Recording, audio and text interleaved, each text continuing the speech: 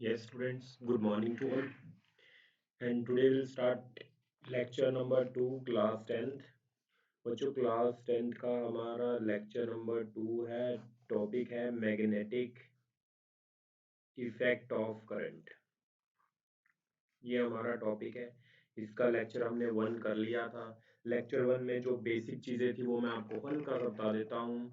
Basic में हमने magnet के बारे में पढ़ा था। मैग्नेट जो होता है एक बार मैग्नेट होता है। ऐसे बार मैग्नेट हम कंसीडर कर सकते हैं। इस बार मैग्नेट में एक स्पेशल अट्रैक्टिव पावर होती है जिससे वो आयरन कोबाल्ट निकल को अपनी तरफ अट्रैक्ट करता है। और इसके अंदर जो अट्रैक्ट करने की जो पावर जो होती है वो लास्ट में इनके एंड्स में होती है। जहाँ पर इनकी पावर मैक्सिमम होती है एंड पर इन्हें बोलते हैं पोल्स। और जहाँ पर पावर बिल्कुल मिनिमम होती है, बहुत कम होती है, उसे बोलते हैं न्यूट्रल पॉइंट। यहाँ पर मैग्नेटिक स्ट्रेंथ इसकी मैग्नेट की बहुत कम होती है और यहाँ पर मैग्नेटिक स्ट्रेंथ क्या होती है, मैक्सिमम होती है। आप ये कह सकते हो मैक्सिमम मैग्नेटिक स्ट्रेंथ। ठीक है, यहाँ पर ये मैग्नेट स्ट्रॉन्ग इसकी पावर होती है और सेंटर पर क्या होती है, minimum minimum magnetic strength. Clear बच्चों? और ये सीबीएसई में भी पूछा गया है कि मैग्नेट की सबसे ज़्यादा मैग्नेटिक पावर कहाँ होती है, एंड्स पर, और मिनिमम कहाँ होती है, सेंटर पर। क्लियर? इसके बाद मैंने आपको इसकी कुछ प्रॉपर्टीज करवाई थी। अगर हम इसको फ्रीली हैंग करते हैं तो ये नॉर्थ साउथ डायरेक्शन में अपने आप को स्टैंड कर लेता है। और अगर हम इसको कट करते हैं और नॉर्थ साउथ डायरेक्शन में स्टैंड कर लेता है तो एक इसका नॉर्थ पोल बन जाता है और एक इसका साउथ पोल बन जाता है। फिर मैंने आपको ये समझाया था अगर इसको मैं बीच में से कट कर दूंगा, ये मेरे पास एक नॉर्थ पोल है, ये साउथ पोल है, अगर मैं इसको बीच में से कट कर दूंगा तो new north and south pole बन जाएगा। फिर इसको बीच में से कट कर देंगे तो फिर एक न्यू और नॉर्थ एंड साउथ पोल बन जाएगा। यानी कहने का मतलब कभी भी north pole and south pole को अलग अलग नहीं किया जा सकता, दोनों हमेशा पेयर्स में रहते हैं। ठीक है, ऐसी कुछ प्रॉपर्टीज हमने की थी बच्चों। इसके बाद हमने मैग्नेटिक फील्ड किया था कि मैग्नेट के आसपास जो रीजन होता है जहां पर इसका इफेक्ट होता है उसको हम मैग्नेटिक फील्ड बोलते हैं। मैग्नेटिक फील्ड को ड्रॉ करने के लिए, दिखाने के लिए हम कुछ इमेजिनरी लाइंस ड्रॉ करते हैं, उनको हम क्या बोलते हैं बच्चों, मैग्नेटिक फील्ड लाइंस। ये मैंने आपको करवाया था लास्ट लेक्चर में, वही आपको बता रहा हूँ। मैग्नेटिक फील्ड लाइंस क्या होती हैं, जो मैग्नेट है ये अपने आसपास की चीजों को अपनी तरफ अट्रैक्ट करता है। अब उस रीजन को जहां तक ये इसका इन्फ्लुएंस होता है मैग्नेट का, उसको हम बोलते हैं मैग्नेटिक फील्ड। अब उस इन्फ्लुएंस को ड्रॉ करने के लिए हम कुछ ऐसे इमेजिनरी लाइंस ड्रॉ कर लेते हैं। ठीक है, कुछ ऐसे इमेजिनरी लाइंस हम ड्रॉ कर लेते हैं। तो वो इमेजिनरी लाइंस को हम क्या बोलते हैं, मैग्नेटिक फील्ड लाइंस। वो इमेजिनरी लाइंस कैसी कैसी हो सकती हैं बच्चों, वो पैरेलल लाइंस हो सकती हैं, वो कर्व्ड हो सकती हैं ऐसे। ठीक है, और वो ऐसे भी हो सकती हैं। और ये भी सीबीएसई में क्वेश्चन आया हुआ है, ड्रॉ मैग्नेटिक फील्ड लाइंस। ये इसको बोलते हैं uniform magnetic field. This is called uniform magnetic field, इसको नोट कर लेना। This is also called uniform magnetic field. Uniform magnetic field का मतलब होता है डिस्टेंस सेम है। देखो हर एक पॉइंट पर डिस्टेंस सेम है, हर एक पॉइंट पर डिस्टेंस सेम है, यहाँ पर भी सेम है, यहाँ पर भी सेम है। नॉन यूनिफॉर्म फील्ड बच्चों क्या होता है, नॉन यूनिफॉर्म फील्ड होता है जहां पर डिस्टेंस अनइक्वल होता है। यहाँ डिस्टेंस अलग है, यहाँ पर डिस्टेंस अलग है फील्ड्स में, है ना। तो इसको बोलते हैं नॉन यूनिफॉर्म। ये दोनों होती हैं यूनिफॉर्म फील्ड। ये सीबीएसई में पूछा गया है, draw uniform and non uniform field, इसको भी आप ड्रॉ कर लेना। इसके बाद बच्चों हमारे पास बात आती है कि जो मैग्नेट होता है, मैंने आपको कल बताया था जो मैग्नेट होता है, मैग्नेट का एक साउथ पोल होता है, एक नॉर्थ पोल होता है। और मैग्नेट के आउटसाइड नॉर्थ से फील्ड लाइन निकलती हैं और साउथ में एंटर करती हैं। मैग्नेट के आउटसाइड ये चीज होती है, यानी नॉर्थ से निकलकर कहाँ एंटर करेंगी, साउथ में। नॉर्थ से निकलकर कहाँ एंटर करेंगी बच्चों, साउथ में। क्लियर? ये कहाँ होता है, outside the magnet. Inside the magnet क्या होता है, फील्ड लाइन जाती है साउथ से नॉर्थ की तरफ। तो ये बहुत बार सीबीएसई में पूछा गया है, मैग्नेटिक फील्ड की डायरेक्शन फ्रॉम बार मैग्नेट की कैसी होती है। बार मैग्नेट की मैग्नेटिक फील्ड स्ट्रेंथ क्या होती है, नॉर्थ से फील्ड लाइन निकलती हैं और साउथ में क्या करती हैं, एंटर करती हैं। ये आउटसाइड द मैग्नेट है, इनसाइड द मैग्नेट ये साउथ टू नॉर्थ होती हैं बच्चों। ठीक है, ये बहुत बार सीबीएसई में पूछा गया है, इसको अच्छी तरह आप नोट कर लेना। ठीक, इसके बाद इसमें ये भी पूछा गया है कि ये क्लोज लूप क्यों बनाते हैं, क्योंकि ये outside the magnet north to south जाते हैं, inside the magnet south to north जाते हैं, that's why they form a close loop. इसके बाद बच्चों हमारे पास जो मैग्नेटिक फील्ड लाइंस होती हैं, मैंने आपको ये बताया था दो फील्ड लाइन कभी भी एक दूसरे को कट नहीं कर सकती। अगर कट करेंगी तो एक पॉइंट पर दो टेंजेंट होंगे, अगर एक पॉइंट पर दो टेंजेंट होंगे यानी एक पॉइंट पर दो मैग्नेटिक फील्ड की डायरेक्शन एक टाइम पर पॉसिबल नहीं होती, that's why two magnetic field line never intersect each other. ठीक, तो आज का टॉपिक जो इसके बाद मैंने थोड़ा सा आपको इंट्रोडक्शन दी थी ऑस्टर्ड एक्सपेरिमेंट। यस बच्चों, मैंने आपको ऑस्टर्ड एक्सपेरिमेंट के बारे में भी बताया था कल। ऑस्टर्ड एक्सपेरिमेंट में क्या था कि हमारे पास एक ऑस्टर्ड साइंटिस्ट था जिसने क्या देखा कि अगर करंट कैरिंग वायर के आसपास किसी मैग्नेटिक नीडल को रख देते हैं। मैग्नेटिक नीडल का एक नॉर्थ पोल होता है बच्चों, एक साउथ पोल होता है, यानी मैग्नेटिक नीडल के पास एक टाइनी मैग्नेट्स होते हैं। आप ये भी लिख सकते हो, ये भी सीबीएसई में क्वेश्चन पूछा है। मैग्नेटिक नीडल के पास क्या होते हैं बच्चों, टाइनी मैग्नेट्स होते हैं, छोटे छोटे मैग्नेट्स होते हैं। अब जब किसी करंट कैरिंग वायर को मैग्नेटिक नीडल के पास रखा जाता है, ये हल्की सी डिफ्लेक्शन शो कर देता है। अब डिफ्लेक्शन शो करने का मतलब क्या है कि इस करंट कैरिंग वायर की वजह से कोई ना कोई मैग्नेटिक फील्ड होगी, तभी तो ये डिफ्लेक्शन शो कर रहा है, क्योंकि टाइनी मैग्नेट है। ये मैग्नेट तभी लेगा जब कोई मैग्नेटिक फोर्स लगेगी। तो करंट कैरिंग वायर की वजह से ये अपनी डिफ्लेक्शन शो कर देता है। डिफ्लेक्शन शो करने का मतलब बच्चों क्या है कि ये क्या कर रहा है, हमारे पास करंट कैरिंग वायर के आसपास क्या है, मैग्नेटिक फील्ड है। तो ऑस्टर्न ने क्या देखा, ऑस्टर्न ने क्या मतलब देखा कि current carrying wire around the current carrying wire there is a magnetic field. किसी भी करंट कैरिंग वायर के आसपास क्या होती है, मैग्नेटिक फील्ड। और इसके बाद दो तीन और पॉइंट्स है बच्चे जो पूछे गए हैं सीबीएसई में। सबसे पहला तो ये है भी करंट कैरिंग वायर की वजह से ये निडल डिफ्लेक्शन शो क्यों करती है, क्योंकि करंट कैरिंग वायर के आसपास क्या होता है, मैग्नेटिक फील्ड होती है which causes a deflection in the magnetic needle. पहला पॉइंट। दूसरा दूसरा पॉइंट ये पूछा अगर करंट को इंक्रीज कर दें तो डिफ्लेक्शन का क्या होगा, तो डिफ्लेक्शन भी इंक्रीज होगी, जितना ज्यादा करंट होगा उतना ज्यादा निडल डिफ्लेक्ट करेगा। और तीसरा, अगर करंट की डायरेक्शन को चेंज कर दें, पहले ऐसे जा रहा है फिर ऐसे जा रहा है, तो फिर इसकी डिफ्लेक्शन भी पहले अगर ऊपर हो रही थी अब किधर हो जाएगी, नीचे हो जाएगी। ये मैं आपको लास्ट लेक्चर में बच्चों करवा चुका हूँ सारा। ठीक है, तो आगे चलें अब हम। तो आज का हम टॉपिक करते हैं बच्चों, ये एक ऑस्टर ने बताया था करंट कैरिंग वायर के आसपास क्या होती है, मैग्नेटिक फील्ड होती है। ठीक, आज हमने ये बताना है जो ये मैग्नेटिक फील्ड होती है इसकी कितनी डायरेक्शन, कौन सी डायरेक्शन होती है और इसकी वैल्यू कितनी होती है, मैग्नीट्यूड किस किस फैक्टर पर डिपेंड करता है। तो आज हमने दो चीजें बतानी है। ऑस्टर ने हमें ये बताया था करंट कैरिंग वायर के आसपास मैग्नेटिक फील्ड होती है। तो आज हमने जो करना है वो मैग्नेटिक फील्ड की डायरेक्शन क्या होती है, एक तो हमने वो पढ़ना है, और उसका मैग्नीट्यूड कितना होता है मैग्नेटिक फील्ड का बच्चों, वो पढ़ना है। ठीक, सबसे पहले हम बात करते हैं direction of magnetic field. Direction of magnetic field. अगर मैं बात करूं डायरेक्शन ऑफ मैग्नेटिक फील्ड की बच्चों, सबसे पहले अगर बात करें डायरेक्शन ऑफ मैग्नेटिक फील्ड की डायरेक्शन कौन बताता है, तो हमारे पास मैग्नेटिक फील्ड की डायरेक्शन बताने के लिए रूल है राइट हैंड थंब रूल। अगर करंट कैरिंग वायर की वजह से बच्चों हमने मैग्नेटिक फील्ड बतानी है तो हम कौन सा रूल यूज करते हैं, राइट हैंड थंब रूल। अब राइट हैंड थंब रूल क्या कहता है, आप थोड़ा सा एक बार समझ लो। जैसे ये एक पेन है मेरे पास बच्चों, ठीक है, ये मेरा हैंड है, मैंने इसको पेन को ऐसे पकड़ लिया, ऐसे मैंने इस पेन को पकड़ लिया। ठीक, पेन पेन को मैंने ऐसे हैंड में पकड़ लिया।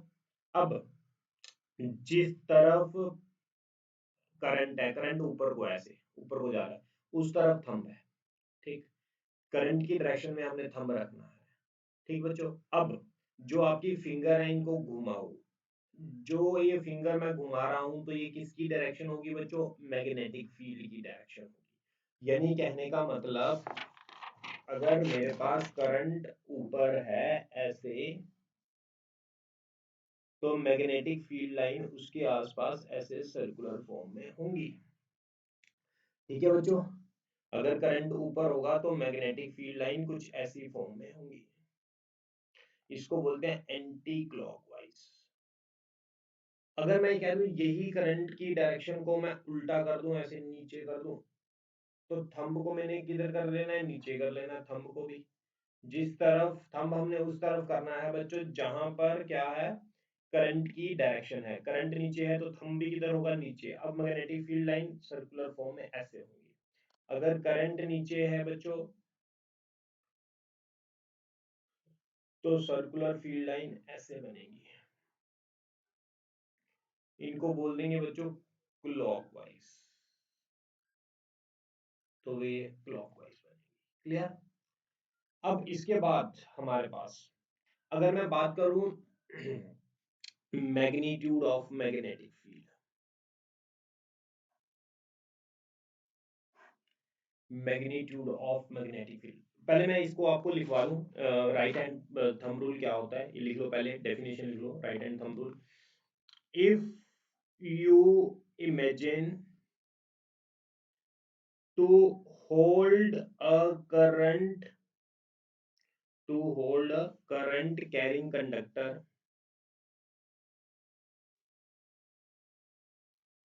to hold a current carrying conductor in your right hand with your thumb straight and pointing in the direction of current, the direction of the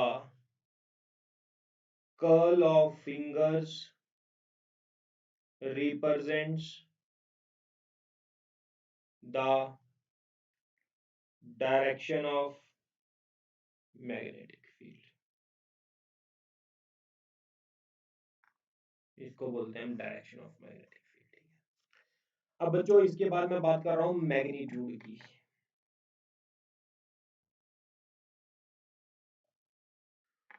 magnitude of magnetic field. ठीक, due to straight current carrying wire, हमारे पास एक straight current carrying wire है, इसकी वजह से हमने बच्चों मैग्नेटिक फील्ड बताना है। ये स्ट्रेट करंट कैरिंग वायर, इसकी वजह से मैग्नेटिक फील्ड ऐसा होगा, वो तो मैंने आपको बता दिया बच्चों। अब अगर इसकी वजह से मैग्नेटिक फील्ड इसके आसपास, करंट कैरिंग वायर के आसपास मैग्नेटिक फील्ड ऐसे सर्कुलर फॉर्म में होगा, तो ये जो मैग्नेटिक फील्ड होगा, बाय एक्सपेरिमेंट्स हमने ये देखा, ये जो मैग्नेटिक फील्ड है वो किस किस पर डिपेंड करता है? करंट के डायरेक्टली प्रोपोर्शनल है, डायरेक्टली प्रोपोर्शनल टू करंट। यानी जितना हम करंट सर्किट में इंक्रीज करेंगे, वायर में इंक्रीज करेंगे, उतना मैग्नेटिक फील्ड इंक्रीज होगा। And this magnetic field is inversely proportional to, अगर वायर से जितना दूर आप जाओगे, वायर से जितना दूर, इस वायर से आप जितना दूर जाओगे उतना मैग्नेटिक फील्ड कम होगा। यानी B is inversely proportional to R। Clear है बच्चों? Magnetic field due to straight current carrying wire क्या होती है? मैग्नेटिक फील्ड जो डिपेंड करती है वो करंट पर डिपेंड करती है। जितना करंट वायर में ज्यादा होगा उतनी उसके आसपास मैग्नेटिक फील्ड भी क्या होगी? स्ट्रांग होगी। जितना वायर से हम दूर जाएंगे, यानी आर जितना ज्यादा होगा, मैग्नेटिक फील्ड उतनी क्या होगी बच्चों? कम होगी। इसको मैं लिखवा देता हूँ आपको, इसको मैं लिखवा रहा हूँ, अभी आपने नहीं लिखना, आगे लिखो इसको डिटेल में, क्योंकि ये पेपर में पूछा गया है बच्चों। By experiments, the strength of magnetic field at a point, the strength of magnetic field at a point increases with increase of the magnitude of current flowing through the wire, यानी B is directly proportional to I। दूसरा, the strength of magnetic field decreases on increasing the distance of the point of observation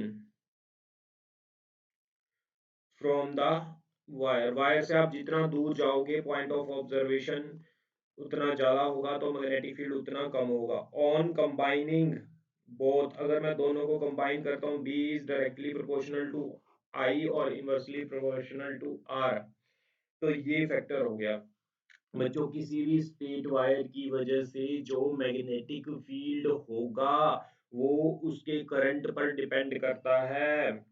द्वारा देखो, जो magnetic field इस straight wire की वजह से होगा आसपास सर्कुलर फॉर्म में, ये जो मैग्नेटिक फील्ड होगा किस पर डिपेंड करेगा? करंट पर। जितना करंट ज्यादा उतना मैग्नेटिक फील्ड ज्यादा।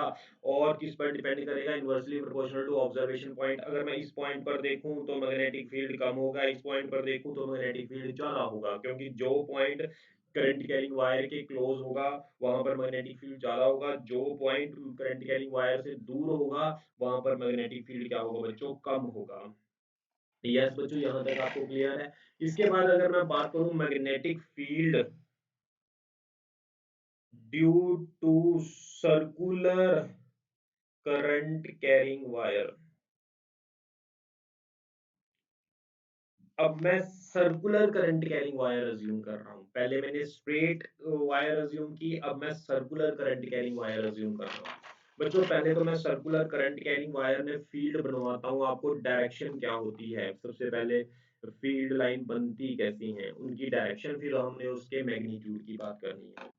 जैसे एक ये सर्कुलर वायर है, ठीक है। पहली बात तो सर्कुलर वायर को मैं दो तरीके से रख सकता हूँ, एक तो ये होगी, इसको बोलते हैं हॉरिजॉन्टल। एक मैं रख सकता हूँ ऐसे, इसको बोलते हैं वर्टिकल, ऐसे, this is called vertical, clear. और दिस इज कॉल्ड हॉरिजॉन्टल। अगर मैंने ये रखी है हॉरिजॉन्टल सर्कुलर लूप है, ये मैंने रखी है वर्टिकल सर्कुलर लूप है, क्लियर। क्लियर है? यहाँ तक आपको समझ लग गया? अब अगर मेरे पास ऐसे है बच्चों सर्कुलर लूप, आप ध्यान से देखो, अगर मेरे पास सर्कुलर लूप ऐसे है, तो अब जो मैग्नेटिक फील्ड लाइंस होंगी, अगर सर्कुलर लूप में करंट फ्लो कर रहा है बच्चों, अगर मान लो मेरे पास एक सर्कुलर लूप है ऐसे,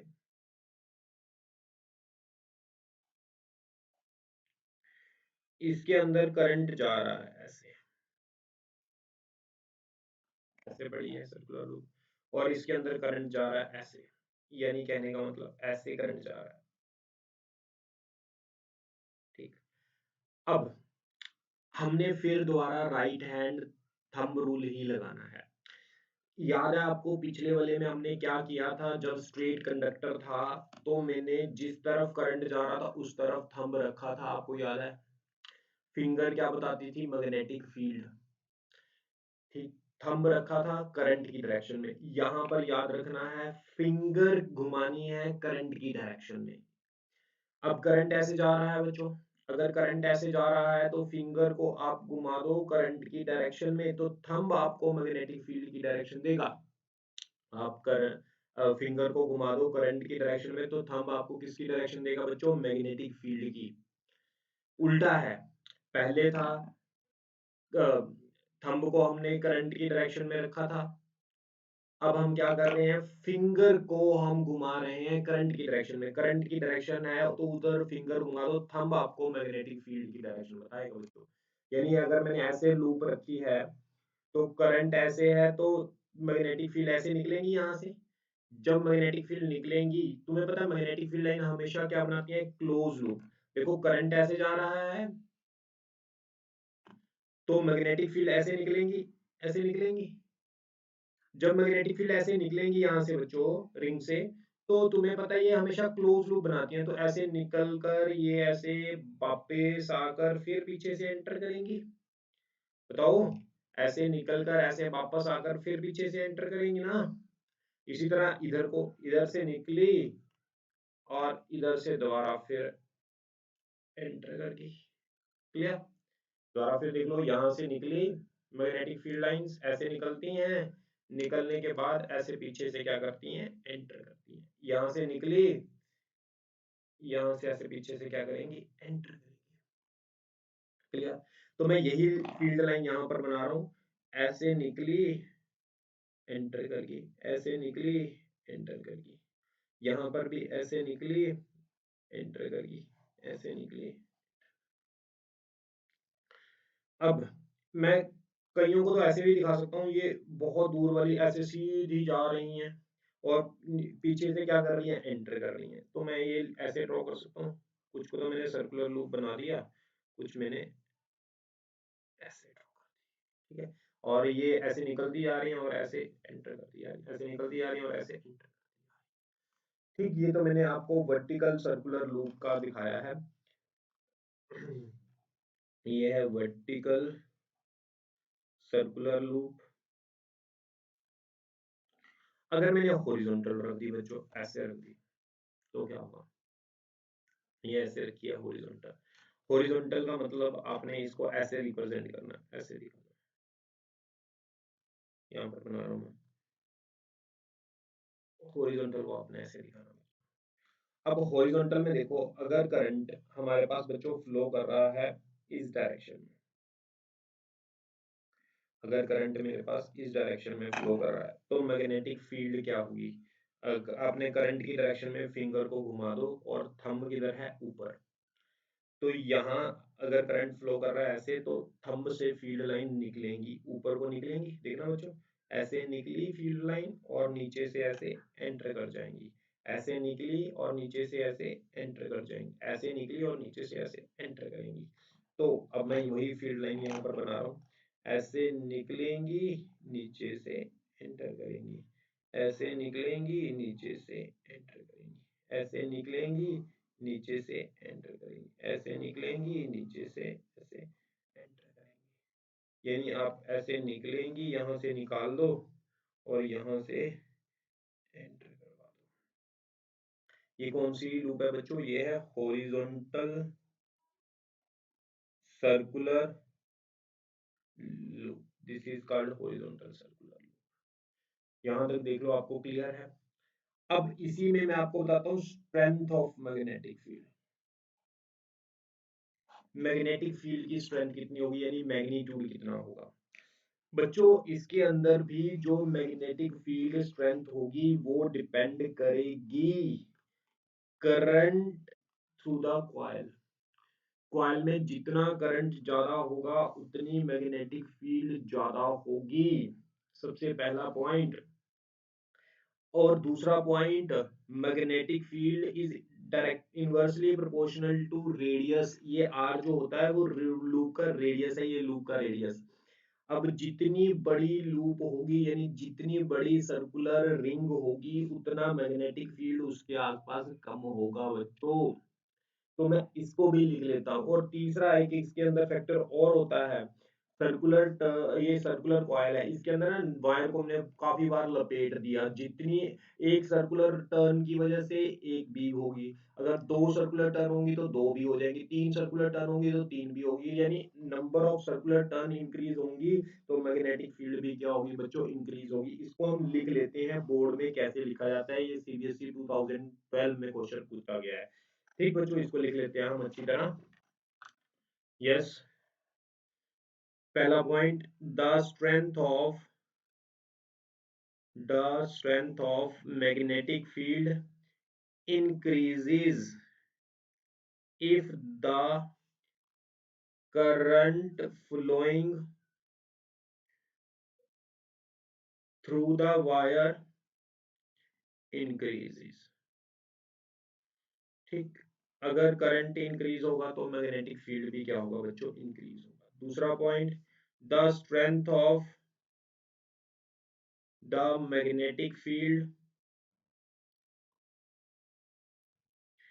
decreases with increase in the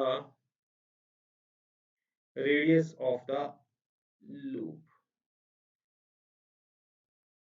loop का रेडियस इंक्रीज करने से मैग्नेटिक फील्ड स्ट्रेंथ क्या होगी, डिक्रीज होगी। तीसरा, if there are n turns in the coil, each turn creates magnetic field at the centre greater the value of greater the value of n, greater is the strength of magnetic field। ठीक है बच्चों, B is directly proportional to क्या हो गया हमारे पास, n हो गया। Combine all, अगर मैं सभी को कंबाइन करता हूं तो B is directly proportional to Ni upon R। बच्चों एक चीज याद रखनी है, मैंने आपको बताया था स्ट्रेट कंडक्टर में करंट की डायरेक्शन में हमने थंब को रखना होता है, स्ट्रेट कंडक्टर में करंट की डायरेक्शन में थंब रखना होता है, और सर्कुलर करंट में फिंगर को करंट की डायरेक्शन में घुमाना होता है। स्ट्रेट कंडक्टर में करंट की डायरेक्शन में थंब को रखना है और फिंगर हमें मैग्नेटिक फील्ड की डायरेक्शन बताएंगी, और सर्कुलर कंडक्टर में फिंगर को करंट की डायरेक्शन में रखना है और थंब हमें मैग्नेटिक फील्ड की डायरेक्शन बताएगा। यस बच्चों, क्लियर है। अब बच्चों मैं आपको एक चीज और बताना चाहता हूं इसी में, polarity of circular current carrying coil. अगर सर्कुलर कॉइल है तो उसकी पोलैरिटी कौन सी होगी, तो फिर मैं दोबारा फिर आपको समझाता हूं बच्चों। जैसे ये सर्कुलर लूप है, अगर करंट इसमें चल रहा है इस सर्कुलर लूप के अंदर, ऐसे है, तो करंट इसके अंदर चल रहा है, मान लो ऐसे चल रहा है, ठीक, ऐसे करंट चल रहा है। अगर हॉरिजॉन्टल पड़ी होगी तो ऐसे शो करनी है, अगर वर्टिकल पड़ी होगी, अगर ऐसे पड़ी होगी तो ये ऐसे शो करनी है, अगर हॉरिजॉन्टल पड़ी होगी तो ऐसे शो करनी है। अब करंट ऐसे चल रहा है बच्चों, ठीक है, अगर करंट ऐसे चल रहा है, करंट की डायरेक्शन में मैंने फिंगर को घुमाया तो मेरा थंब कहाँ गया, ऊपर, तो मैग्नेटिक फील्ड लाइन इससे क्या हो रही है, निकल रही है। अगर निकल रही है तो इस लूप का ऊपर वाला एंड, यहाँ से फील्ड लाइन निकल रही है, जहां से फील्ड लाइन बच्चों निकलती हैं, यहाँ से फील्ड लाइन निकल रही है इस ऊपर वाले सरफेस से, तो ये ऊपर वाला क्या बनेगा, कौन सा पोल बनेगा, फील्ड लाइन किससे निकलती है, नॉर्थ पोल। तो ऊपर वाला हमारा होगा, याद रखना बच्चों, नॉर्थ पोल। अगर मैंने यहाँ पर बैटरी लगाई है, करंट हमने ये मैंने बैटरी लगाई है, यहाँ से करंट ऐसे जा रहा है, ऐसे करंट जा रहा है, तो ऊपर वाला कौन सा पोल हो गया बच्चों, ऊपर वाला ये कौन सा पोल हो गया, नॉर्थ। ठीक है। बच्चों अगर ऊपर वाला नॉर्थ पोल हो गया, नीचे वाले में फील्ड लाइन एंटर कर रही है, अगर नीचे वाले में फील्ड लाइन एंटर कर रही है तो नीचे वाला कौन सा हो गया, साउथ पोल। सेम टाइम पर नीचे वाले में डायरेक्शन ऑपोजिट होगी। तो फिर अगर मैं बात करूं, या फिर आप ऐसे कह लो, अगर करंट की डायरेक्शन को रिवर्स कर दो, तो फील्ड लाइन इसमें एंटर करेंगे तो ये ऊपर वाला कौन सा पोल बनेगा, साउथ पोल।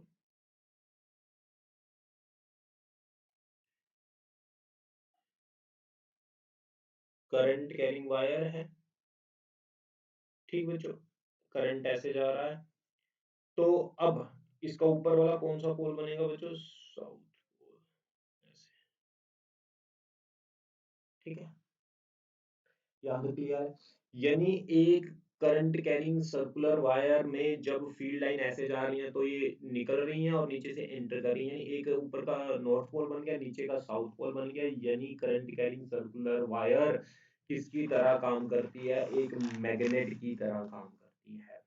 क्लियर है बच्चों, करंट कैरिंग सर्कुलर वायर जो वो एक मैग्नेट की तरह भी काम करती है, क्योंकि इसका एक पोल नॉर्थ पोल होता है और दूसरा पोल कौन सा काम करता है, साउथ पोल का काम करता है।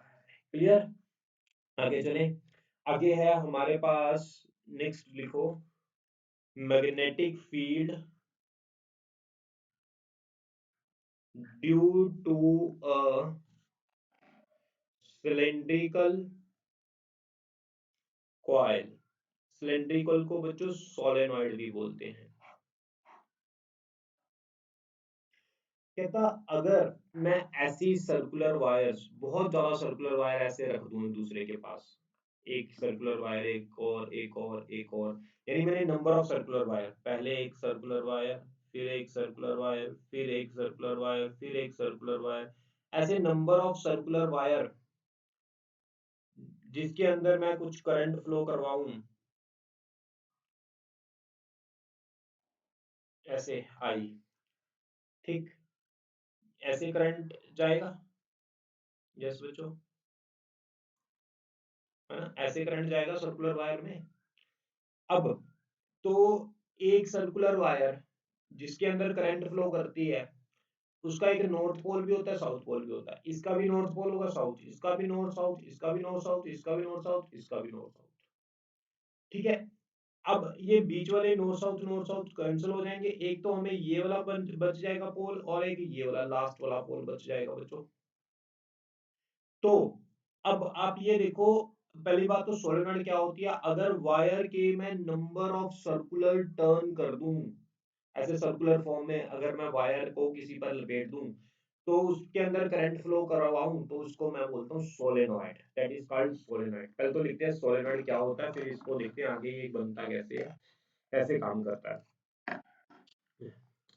लिखो, if a conducting wire, if a conducting wire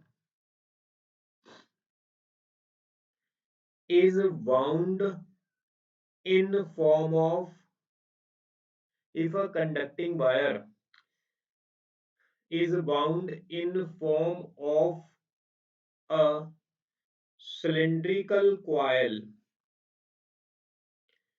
whose diameter is less in comparison to the length, the coil is called a solenoid। इस कॉइल को हम बच्चों बोलते हैं सोलेनॉइड। अगर एक कॉइल है उसको सिलेंड्रिकल फॉर्म में हम बार बार सर्कुलर टर्न दे रहे हैं, और जो उसका रेडियस है, इस कॉइल का रेडियस इसकी लेंथ से बहुत कम है, रेडियस इसका, मान लो कॉइल का रेडियस आ रहा है, वो लेंथ से बहुत कम होना चाहिए बच्चों, जो इसका रेडियस है आर, वो इसकी लेंथ से क्या होना चाहिए, बहुत कम होना चाहिए, तो इसको सोलेनॉइड बोलते हैं। और एक और इसकी डेफिनेशन, आपने ये डेफिनेशन लर्न करनी है, ये तो समझने के लिए था, ये डेफिनेशन आपने लर्न करनी है। A solenoid is a long cylindrical coil containing a large number of closely spaced turns of insulated copper wire. ठीक बच्चों, अब इसकी डायरेक्शन की बात करते हैं हम। अगर मैं डायरेक्शन की बात करूंगा तो मेरे पास बच्चों करंट देखो ऐसे फ्लो कर रहा है ना, ये करंट है, ऐसे करंट जा रहा है।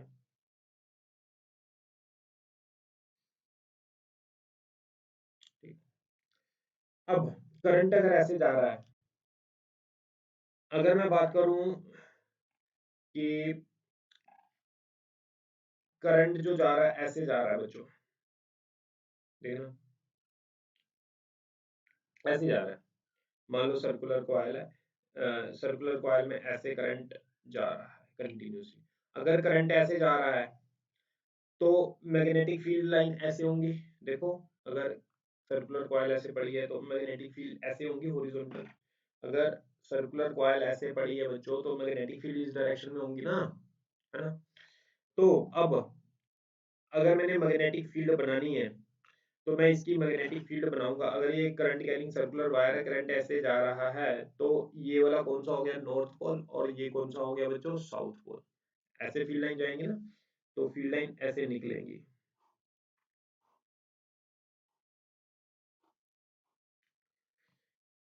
तो ये कौन सा पोल बन जाएगा बच्चों, ये वाला एंड वाला नॉर्थ पोल और ये कौन सा बन गया साउथ पोल। अब फील्ड लाइन निकलेंगी और फील्ड लाइन ऐसे जाएंगी, फील्ड लाइन निकलेंगी, फील्ड लाइन ऐसे जाएंगी। क्लियर। एक बात और बच्चों, ये जो सोलेनॉइड है मैग्नेट की तरह काम कर रहा है। मैग्नेट भी कुछ ऐसा ही होता है, उसका एक नॉर्थ पोल होता है और एक साउथ पोल होता है बच्चों। मैग्नेट में से नॉर्थ में से फील्ड लाइन निकलती हैं और कहाँ एंटर करती हैं बच्चों, साउथ पोल में एंटर करती हैं। यानी सोलेनॉइड किसकी तरह काम करता है, एक मैग्नेट की तरह बच्चों काम करता है। तो हम इसकी सिमिलैरिटीज भी लिख सकते हैं मैग्नेट के साथ। क्या है बार मैग्नेट के साथ सोलेनॉइड की क्या सिमिलैरिटीज हैं। हाँ जी बताओ क्या सिमिलैरिटीज हैं। पहली बात तो मैग्नेटिक फील्ड लाइन जैसी इसमें है वैसी इसमें है। दूसरा, इसका भी सोलेनॉइड का भी नॉर्थ एंड साउथ पोल होता है, मैग्नेट का भी नॉर्थ एंड साउथ पोल होता है। ठीक है। तीसरा, मैग्नेटिक फील्ड सोलेनॉइड के अंदर साउथ टू नॉर्थ है, आउटसाइड नॉर्थ टू साउथ है, वो भी बिल्कुल सेम है। एक और पॉइंट इसके अंदर बच्चों देखा जाता है कि यहाँ पर देखो मैग्नेटिक फील्ड लाइन क्या है, बिल्कुल पैरेलल है, इक्वल डिस्टेंस है, तो इसको बोलते हैं यूनिफॉर्म फील्ड। सोलेनॉइड के अंदर या मैग्नेट के अंदर हमेशा यूनिफॉर्म फील्ड होता है बच्चों, यानी इनके बीच में डिस्टेंस सेम होता है। तो ये होता है यूनिफॉर्म फील्ड, लेकिन आउटसाइड जाकर ये नॉन यूनिफॉर्म फील्ड बन जाता है। क्लियर। तो हम इसके इसमें लिख लेते हैं सोलेनॉइड का मैग्नेट के साथ क्या कंपैरिजन है, क्या सिमिलैरिटीज हैं, वो लिख लें हम। यस बच्चों, तो ये सिमिलैरिटीज भी हो सकती हैं between solenoid and magnet, bar magnet. ठीक है, एक तो ये भी हो सकता है और एक सोलेनॉइड का मैग्नेटिक फील्ड लाइन, और इसको मैं बोल सकता हूँ magnetic field pattern due to solenoid. इसको मैं ये भी बोल सकता हूँ magnetic field pattern due to solenoid. अगर सोलेनॉइड की वजह से मैग्नेटिक फील्ड पैटर्न बनाना है तो ये बनाना है, और इसमें क्या कुछ लिखना है वो मैंने आपको बता दिया। नॉर्थ से फील्ड लाइन निकलती है, साउथ में एंटर करती हैं, inside the solenoid field line parallel है, आउटसाइड द यूनिफॉर्म है, आउटसाइड नॉन यूनिफॉर्म है। ठीक, तो लिख लो इसको।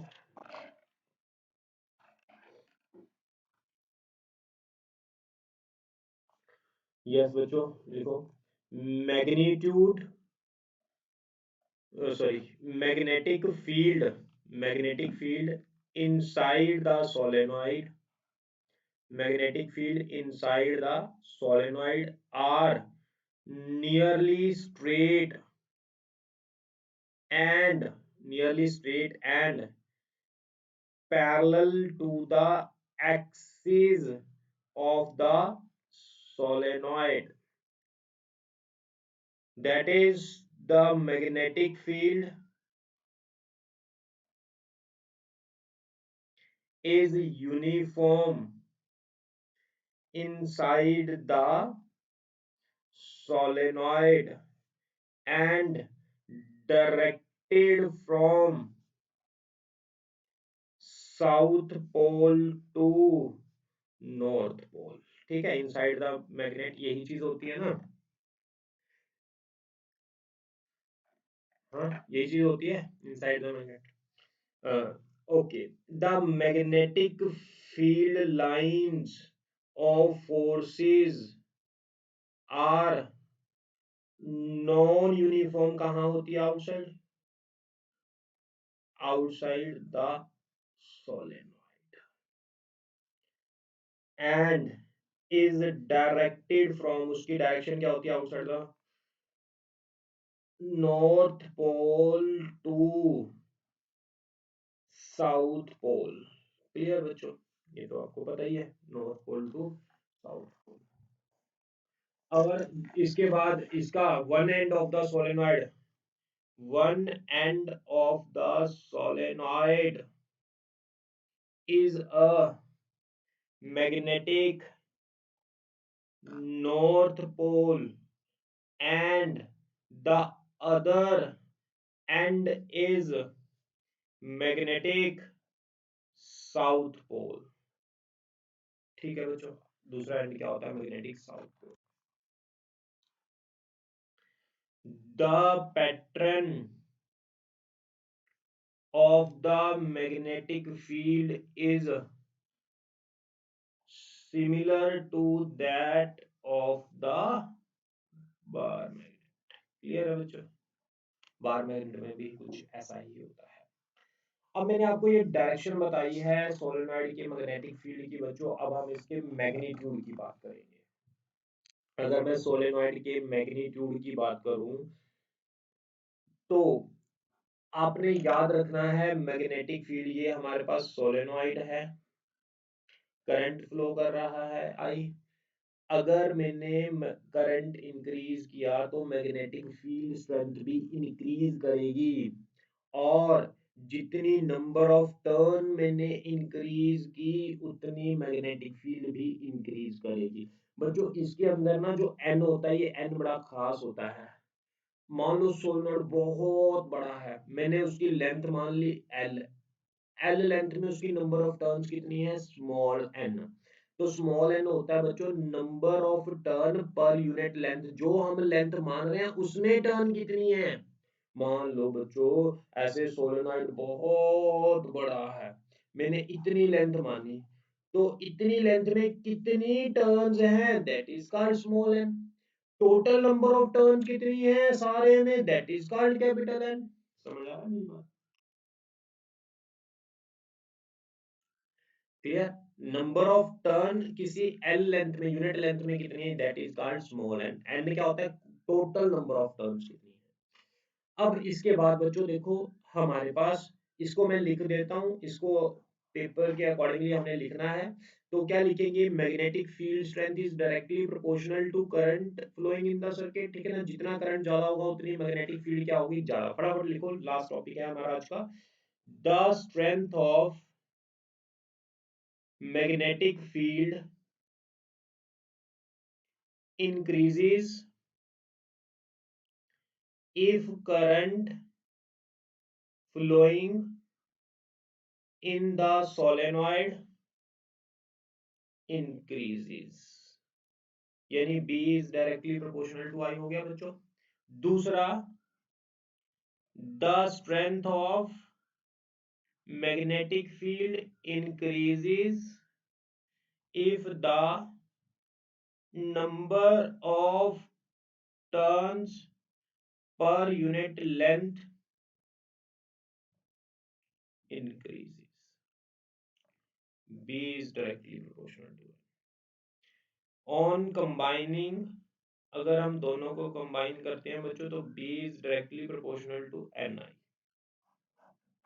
तो ये हमारा n क्या होता था, capital N upon small n is equal to capital N upon small n is number of turn पर यूनिट लेंथ। अब लिख लो इसको, n number of turns per unit length, capital N total number of turn, ठीक, number of turn पर unit length, ये n होता है capital N total number of length. ठीक बच्चों, यहाँ तक देखो आपको क्लियर है। अब इसके बाद बच्चों हम लास्ट टॉपिक, बस इसके बाद हम इसको खत्म कर देते हैं। डिसिमिलरिटी बिटवीन, लिखो आगे, डिसिमिलरिटी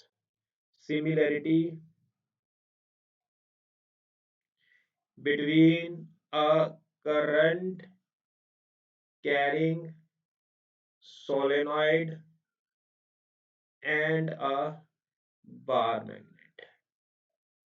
डिसिमिलरिटीज क्या है सोलेनॉइड और बार मैग्नेट में? बच्चों ये बहुत इंपॉर्टेंट है, ये 2013 में पूछा गया है, 15 में पूछा गया है, 19 में पूछा गया है सीबीएसई में। बहुत ही ज्यादा इंपॉर्टेंट है सीबीएसई आईसीएसई दोनों के पॉइंट ऑफ व्यू से। तो dissimilarities between current carrying solenoid and a bar magnet. Dissimilarities क्या है? सबसे पहले तो बच्चों जो सोलेनॉइड होता है, अगर मैं बात करूं सोलेनॉइड की, पहले आप समझ लो फिर लिख लेते हैं। सोलेनॉइड में ये मैग्नेट है, ये सोलेनॉइड है। सोलेनॉइड में अगर मैं करंट इंक्रीज या डिक्रीज करूंगा तो मैग्नेटिक फील्ड इंक्रीज या डिक्रीज होगी। करंट के बढ़ने या कम होने से ये मैग्नेट जो इससे बनेगा, मैग्नेटिक फील्ड होगा, उसको हम चेंज कर सकते हैं। बट जो बार मैग्नेट होता है इसकी वजह से मैग्नेटिक फील्ड फिक्स होती है। दूसरा, इसका एक साउथ पोल बनता है, एक नॉर्थ पोल बनता है। अगर करंट ऐसे जा रहा है, अगर मैं करंट ऐसे कर दूं, यहां से जा रहा है और यहां से निकल रहा है, तो ये नॉर्थ और साउथ पोल क्या हो जाएंगे, इंटरचेंज हो जाएंगे। यानी polarity of poles can be change. Clear? Electromagnet sorry solenoid के अंदर हम पोलैरिटी क्या कर सकते हैं बच्चों, चेंज कर सकते हैं, लेकिन इसकी पोलैरिटी फिक्स है। जो नॉर्थ पोल है वो नॉर्थ पोल है, जो साउथ पोल है वो साउथ की तरह ही काम करेगा। क्लियर है? यहां तक आपको समझ लग गया? तो लिखो फिर इसको पॉइंट्स में लिखो जल्दी से। सबसे पहला पॉइंट है the strength of magnetic field due to a solenoid can be changed by changing the current in it, while the strength of magnetic field due to a bar magnet cannot be changed। Bar magnet की वजह से magnetic field को हम बच्चों change नहीं कर सकते। The direction of magnetic field due to a solenoid can be reversed by reversing the direction of current in it, but the direction of magnetic field of a bar magnet of a bar magnet cannot be reversed। Bar magnet की magnetic field को हम reverse नहीं कर सकते। और दूसरी बात बच्चों, ये जो बार मैग्नेट हो सॉरी सोलेनॉइड होता है, इसके अंदर ये मैग्नेट की तरह कब तक काम करेगा, जब तक इसमें करंट जाएगा। अगर करंट जाना बंद हुआ तो ये मैग्नेट बनना बंद हो जाएगा, यानी ये एक टेम्परेरी मैग्नेट होता है, जो हमारा अगला टॉपिक है। तो लिखो आगे, solenoid produces magnetic field so longer. कब तक मैग्नेटिक फील्ड प्रोड्यूस करता है, magnetic field so longer current flows in its coils, while the bar magnet while the bar magnet produces a permanent magnetic field. Bar magnet क्या कर रहा है? Permanent magnetic field produce करता है, वो उससे क्या होता है? टेम्परेरी। दैट्स इट बच्चों, आज का लेक्चर हुआ finish. Okay bye, take care.